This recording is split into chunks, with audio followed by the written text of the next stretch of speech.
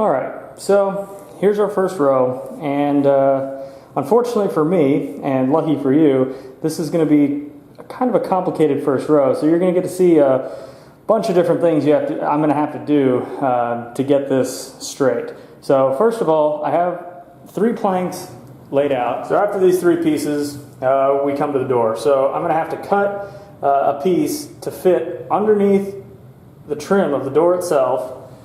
It also has to go all the way up to here where I'm going to put the T-molding. Now unfortunately, I just noticed that this hardwood that was put down before we moved in is not straight. So I'm going to have to cut it along this line that I drew here and here to give this a flat line, a flush line to run the laminate up to.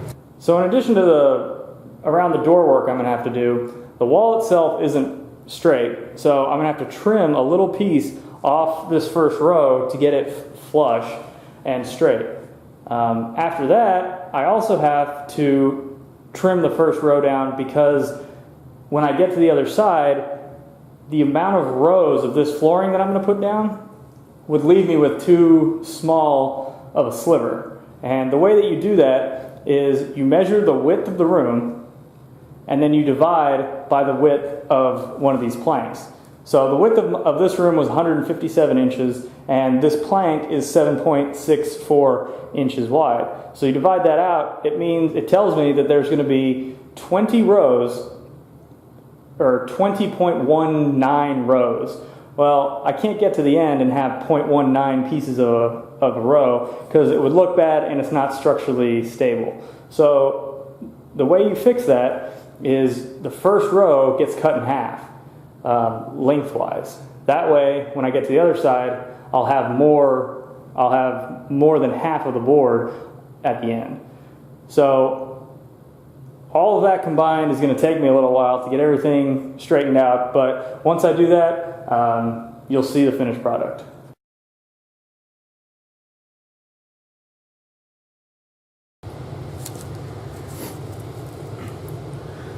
Alright, so the first step for the first row, I'm going to undercut the trim on this door. What that's going to do is allow me to slide a piece of the laminate underneath, and we're not going to see any cuts or gaps or anything like that. It's going to look really clean and really nice.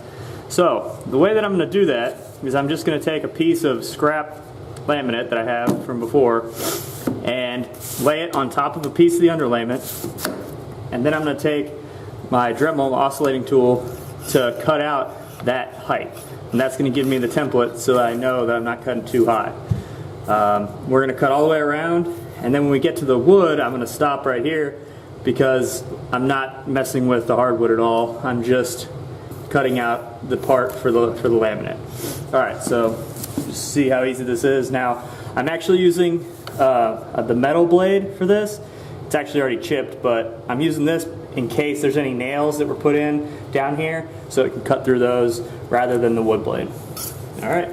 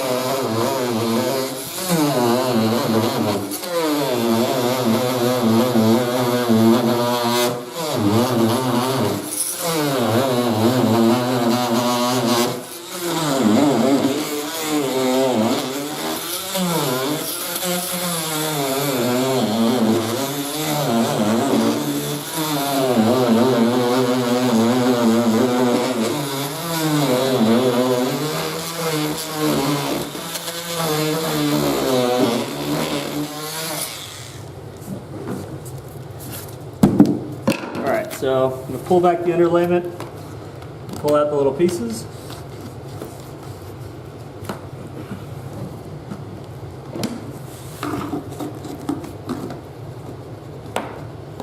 Now, the reason this isn't coming out is because I wasn't able to go all the way around to cut it out, because whoever laid this hardwood didn't undercut this side of the door. so I still have this piece here. So it just so happens that the blade of my screwdriver is just about that height. So I'm just gonna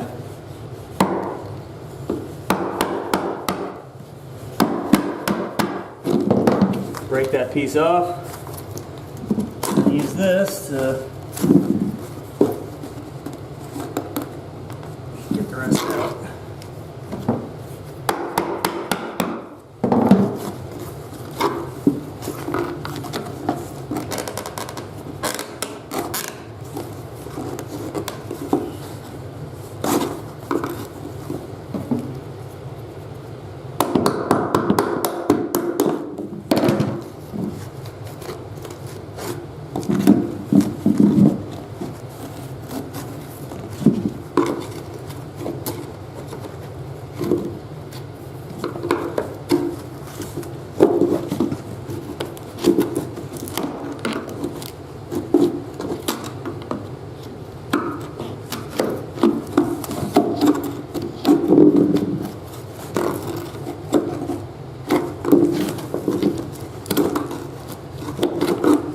Alright, you want to make sure to get all the little pieces out from underneath and make sure they don't go under this, because under the underlayment, because if it's sitting here, you're going to notice as soon as you put the laminate down that it's not sitting flat. So pull back the underlayment, pick up the pieces, and vacuum up all the dust.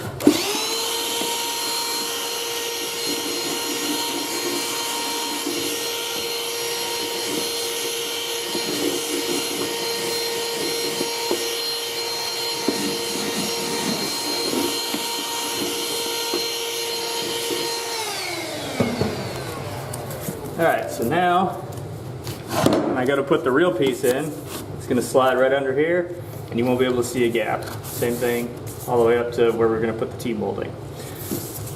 You can see here that I miscut the underlayment, so I just put a little piece to keep it level all the way up to the door frame and to the molding on the wall.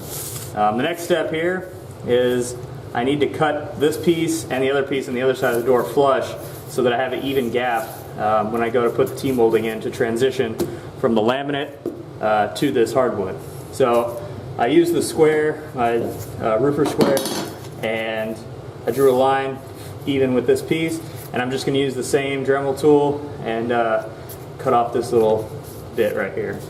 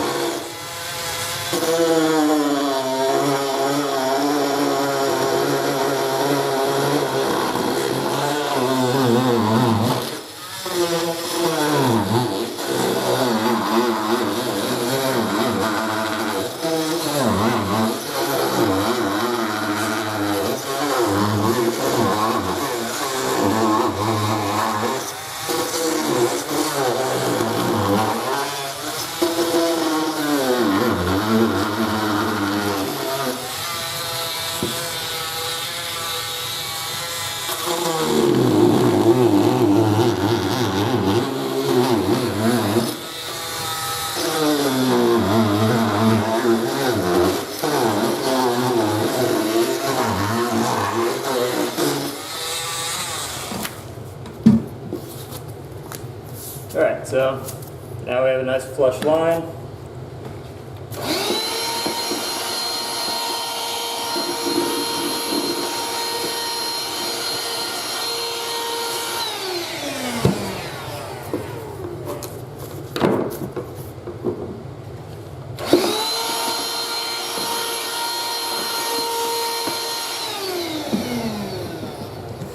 Alright, so now we're ready to go. You don't actually need that Dremel tool if you don't have it. They're probably about 120 bucks to buy the whole thing.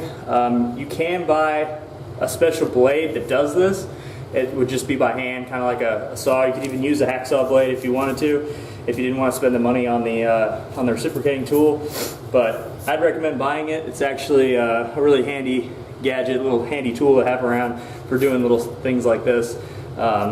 I don't know how else I could have cut this without using that thing. I guess I could have tried to use a circular saw, but running up against the door frame here, I wouldn't have been able to make the cut all the way. So I'm going to do this on the other side of the door here, and then the closet door, and then we'll get back to you.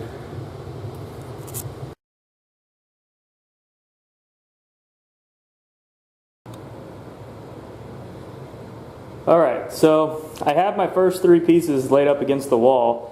I got the spacer over in the corner. It's creating my gap on that end. So now I need to cut the piece for this end. Now, since we're going to have this T-molding here, I have to create enough of a gap for this last piece so that I have space for the T-molding and a little bit of wiggle room in case I make a mistake.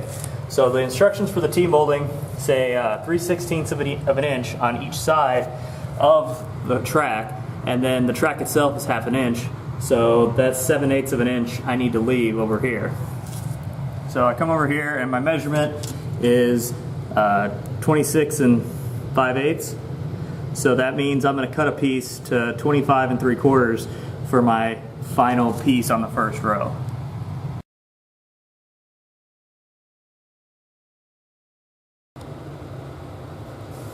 Alright, so I just cut that piece, and what I'm going to do is just kind of lay it down where it would go. And you can see how it's I slid it underneath the frame here. So just about even over here. And now, yep, alright, 7/8 of an inch. Perfect, that's what we needed. Now, that piece that I just cut, I'm going to keep, because I'm going to use it as the first row, or the first piece of laminate on the second row. So don't discard the cut pieces.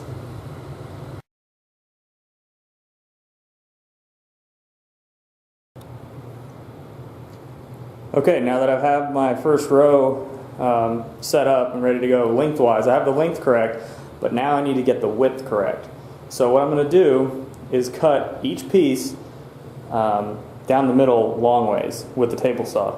Now, to try to explain that again, what I have to do is make sure before I start that I'm left with at least 1/2 of a piece on each end of the room.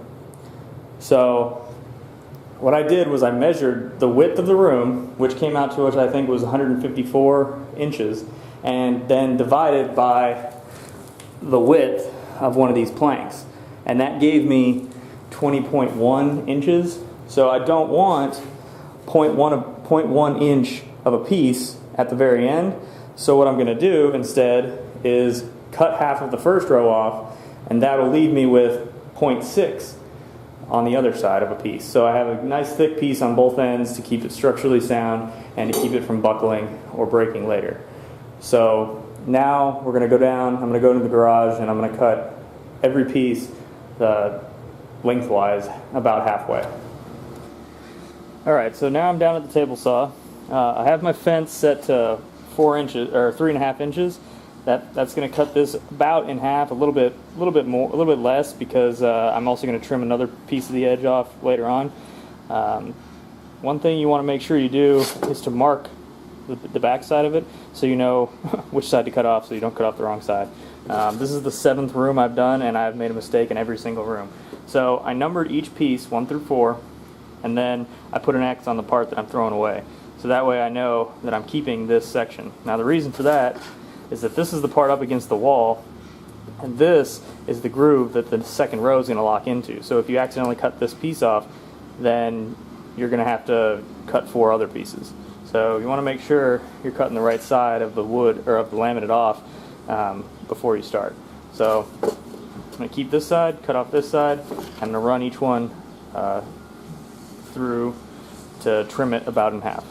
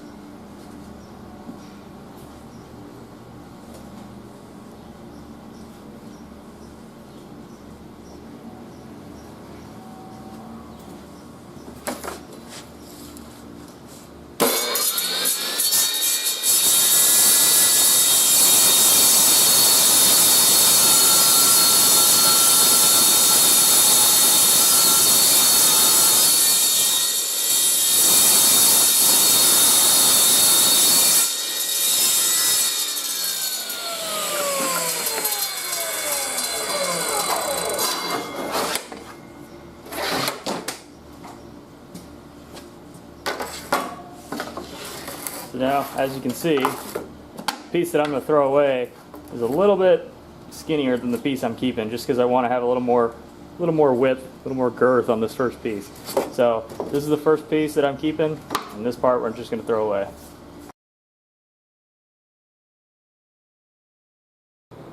Okay, so now that I have my 4 pieces cut, I brought them back upstairs, clicked them together, and now I have them run against the wall.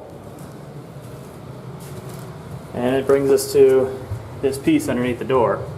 So as you can see, it's hitting up against the 2x4 behind here, which I didn't undercut. I just undercut the frame. So now, or the trim, I'm sorry. So now what I'm going to do is mark this so I can cut out a notch so this can slide all the way underneath the door. So all I'm going to do, so since this actually tapers backwards a little bit, I just got to make sure that this corner right here is where I start the cut. So I'm going to put a little dot here, and I'm going to slide this piece out.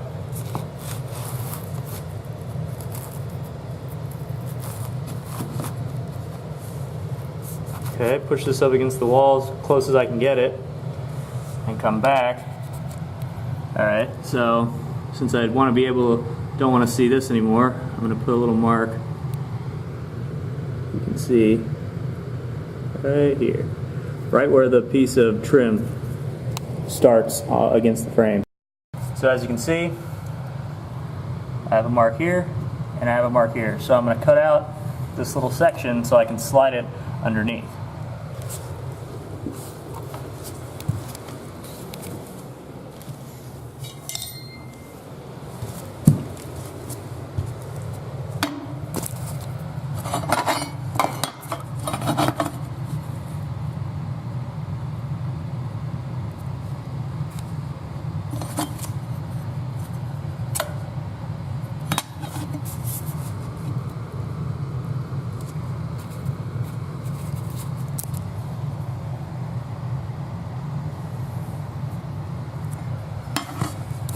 You always want to try to use a factory cut edge to put your square against, if possible. I cut this edge, but this one is factory cut, so that's why I'm running it on this side.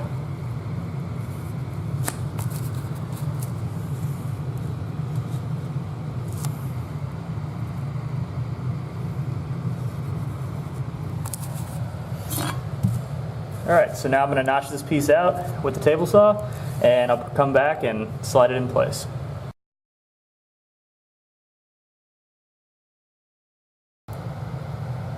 Alright, so now we have this last piece slid underneath the trim from the door frame, and we should be ready to get started. So let me back up for you. You can see the whole first row. Looks pretty good. Unfortunately, if we get a little closer, we'll see, since the wall's not straight, we're going to have to make some adjustments. So on this corner, I have it pushed pretty much up against the wall. But as we go down, it's actually underneath the baseboard at this point. And now you can start to see a gap where it's away from the wall. And this is about where it gets the biggest, which is about 1/4 of an inch gap. And then as we move along, we get almost up to the baseboard again here. So how are we going to fix this? What I have to do to make sure this is straight is I'm going to make a mark along the profile of the wall. What this is going to do is, once I make this mark and I use the table saw and trim that edge, when I put the spacers here along this wall, it's going to be, this line's going to be this line here is going to be straight, so that the next row that comes in is also going to be straight. And by the time I get to the other end of the room, it's going to be even cut for that last piece, and I'm not going to have to make any weird cuts and try to hide some defects. So I'm just going to take my Sharpie, push it up against the baseboard, and draw a line like this all the way down. Alright, so I traced the line on all of them. Now you can see how this first one, it's pretty even actually. So this one's going to be pretty straight cut. Same thing with the second board up until the end, is that's when it starts getting close to the edge. Now the third board, this one is almost right along the cut that's already there. Like you can just barely still see the Sharpie. And here it almost disappears, it's a real light line to there. And then this last piece actually almost drops off because like you can just see the Sharpie mark here. So this is why it's important to number them, because when I go to put it back in, I have to be in the right order or it won't work. So I'm going to go back down to the table saw, trim each one of these off. I'm not going to use the fence, obviously, because the line moves with the profile of the wall. So I'm just going to have to freehand it. And when I come back, I'll put the spacers along the wall and we'll get that first row set down. So now I have the first row finally installed. After all of that, it's finally in place. You can see the spacers, 3/8 spacers along the whole length of the wall, and that's really the only spacers I'm going to use besides one other one for this whole install, because the rest of it is going to match up with the piece before it. So you may be thinking, those ugly cuts that I made, you're going to be able to see them when I'm finished. And although it's kind of hard to tell, you can see how just my cuts were a little bit off since it wasn't with the fence, especially like right along here, how much of a gap that creates. But when I'm finished, put down a piece of quarter round, it's going to hide that ugly gap. Now the quarter round, I'll go over this again later, but it's going to be stapled into the baseboard or nailed into the baseboards so that the floor can float beneath it. One thing I didn't mention before is before you start this project, you want to decide how you want to do the molding around the edge, how you want to cover up that gap. Now, my options were I could either remove the baseboard that is here, clean it up, put the gap underneath this baseboard, lay the floors down, and when the baseboard comes back in, it'll cover that gap. Or you can buy quarter round and just nail it up to here. So if you want to save a little money, you take the baseboards off. It's just going to cost you a little bit more time. Otherwise, you buy some quarter round to do the whole perimeter of the room, and it'll look pretty sharp when you're finished. I chose to go with the quarter round simply because I didn't feel like pulling off the baseboards. So next step is the second row.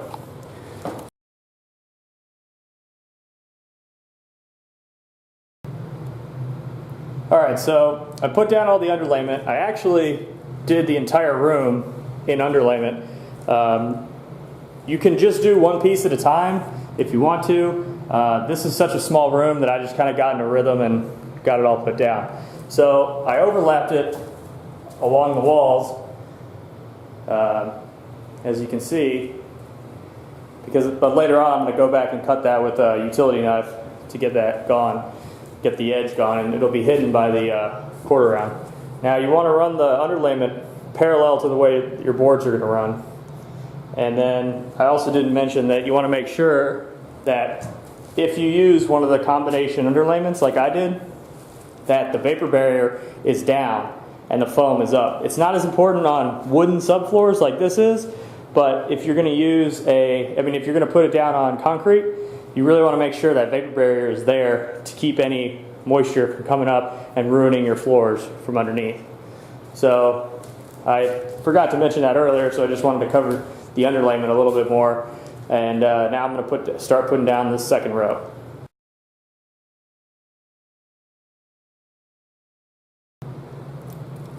Something else I forgot to mention earlier, with laminate and any hardwood really, you have to make sure it acclimates to the room before you install it. So I have these 5 boxes they're still in the room. I moved the other ones out, but before this project happened, I let the boxes acclimate for a couple days in the room just to make sure they expand or contract to where they're going to be when they're installed.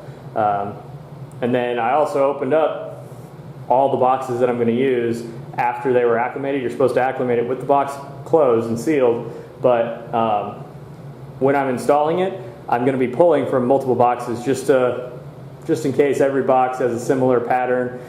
This kind of creates a little bit of randomness and makes it look a lot better. If you pull from the same box, you might get a defect in the line or in the cut that you're not going to notice until you go to do the next row. So if one particular box has a defect, but you're alternating throughout, the defects isn't going to affect the whole that whole row. However, if you use the same box all the way through, you're gonna notice it at the end.